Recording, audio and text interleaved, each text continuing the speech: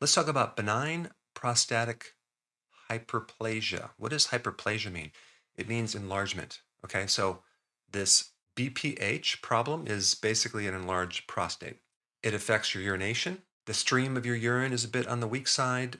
You might find that you dribble after you urinate, and you just might have the sensation that your bladder is not empty. So we're going to talk about this, and there's actually this one drink that you can consume every day to help you shrink the prostate. But more important than the remedy is to understand the mechanism and how you develop this problem in the first place. A lot of men, as they get older, develop this condition, and some even develop prostate cancer. So this video is going to cover both topics. So basically, you have this prostate that is just underneath your urinary bladder, and there's a little tube that comes out of the urinary bladder. Okay, that's called the urethra, and the prostate wraps around that. And normally it should be small, but when it enlarges, it becomes bigger, and it can constrict the little tube that allows urine to flow, and even become so big it can push up into the urinary bladder, decreasing the volume of your urinary bladder, so you really don't have the full capacity to hold urine. All of the estrogen that women have and that men have actually originate from testosterone. So estrogen is a byproduct of testosterone. And to convert testosterone to estrogen, you need this enzyme called aromatase. And aromatase is made by the testicle as well as your fat cells. So that's number one of this foundation. Number two, excess estrogen increases the size of the prostate. That's interesting because you probably thought that your problem was too much testosterone. But if that's true, then why does testosterone decrease with age? In men, estrogen increases with age. And like I said before, estrogen is an anabolic hormone. It makes things get bigger. Here's another little thing. Intraprostatic estrogen levels, that means the estrogen within the prostate, is not dependent on the estrogen in the blood. So you can't really figure out how much estrogen you have in the prostate by measuring the levels in your blood.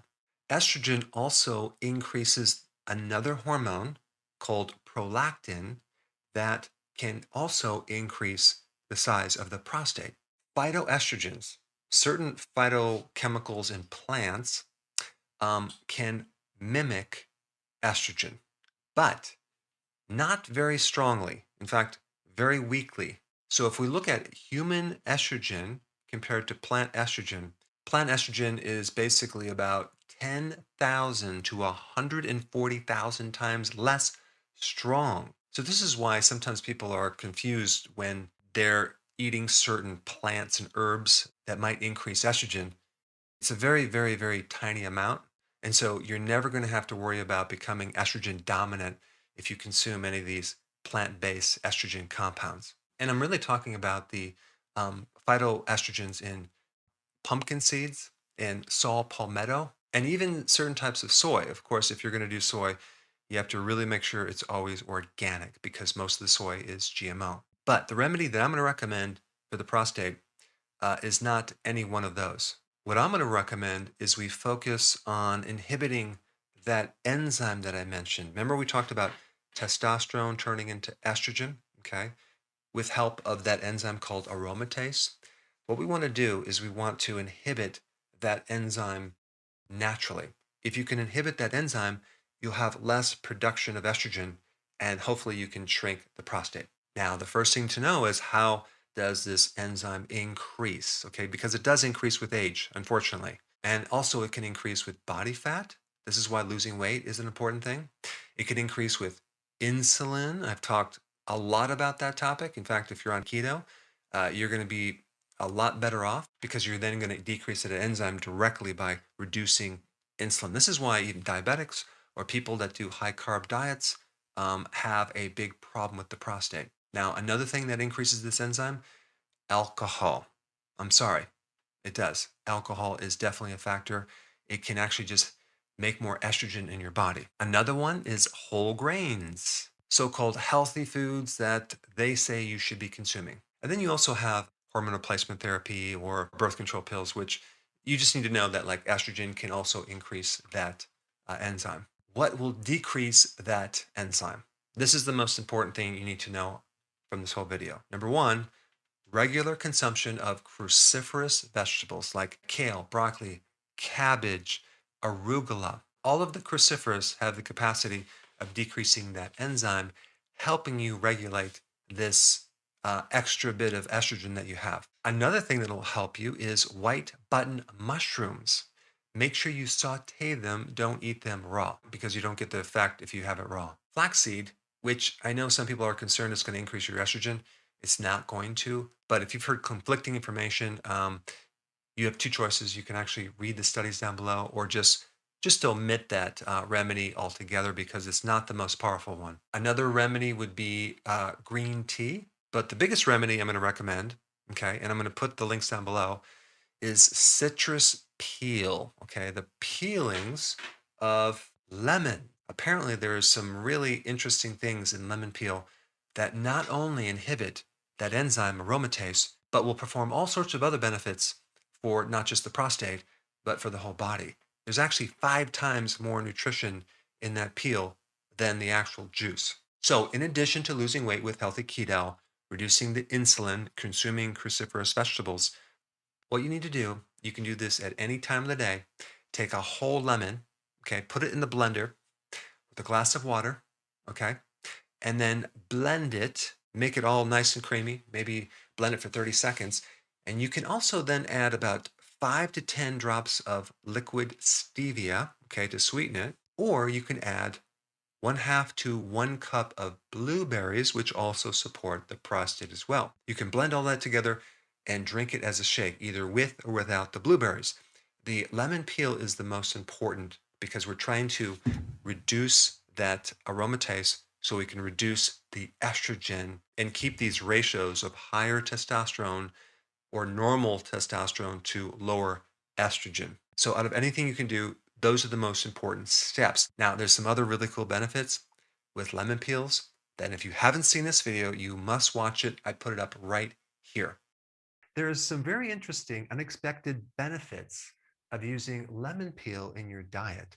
That's the topic for today. Now, you can use lemons or limes, you'll create the same effect, but primarily I'm going to be talking about the benefits of the lemon peel. You have the inner white part around the pulp, which is called the pith, and then you have the pulp. And of course, you have the seeds in there as well. And the peel and the pith, not including the pulp or the juice, it has 5 times the nutrition than the juice itself. And so when people are consuming the lemon juice without the whole lemon, they're getting like 1/5 the nutrition. So I always recommend blending the whole thing and consuming that versus juicing it. So check this out. The chemicals in lemon peel actually increase acetylcholine. Now, there is some interesting research, I'm going to put all that below, showing some positive effect of using certain chemicals in the lemon peel to improve symptoms of Alzheimer's and also to improve dementia, which is actually quite fascinating. There's some really exciting positive research in using lemon to improve neurodegenerative effects on your body. Also, when you increase acetylcholine, you automatically increase the parasympathetic part of your nervous system, and that's all about rest and digest. It's the opposing part to the sympathetic or the flight or fight mechanism, so it can help reduce stress. All right, number 2, catarrh jaundice. Now, what is that? Well, catarrh is basically mucus, okay? It's some mucus in the body.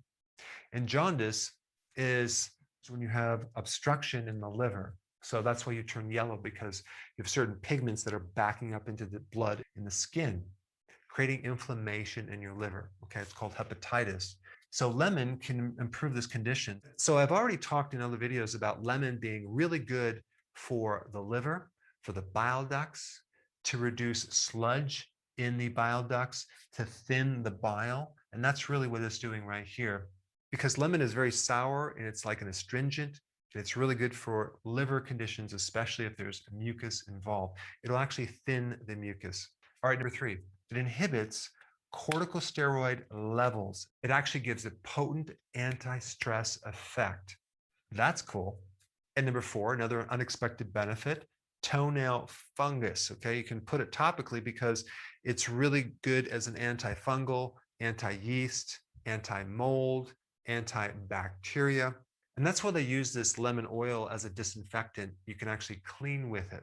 All right, and number five, it can inhibit pathogenic bacteria. And in one study, it showed that it was more effective than using antibiotics in inhibiting bacteria. And right now, there's a class action suit because of a certain company that is claiming that they're using lemon oil when it's really not lemon oil. But it's so inexpensive and so easy to make it yourself. You simply take a whole lemon, make sure it's organic, put it in the blender, dump 16 ounces of water, put about 5 drops of stevia. Okay. Personally, I use my own electrolyte powder because it has stevia in it with some electrolytes, but you can just use stevia. You blend it up for about 30 to 40 seconds and you drink it down. I recommend drinking it the first thing in the morning. Now, these are the unexpected benefits of the lemon peel. To learn about the regular benefits, I put this video up right here. Check it out.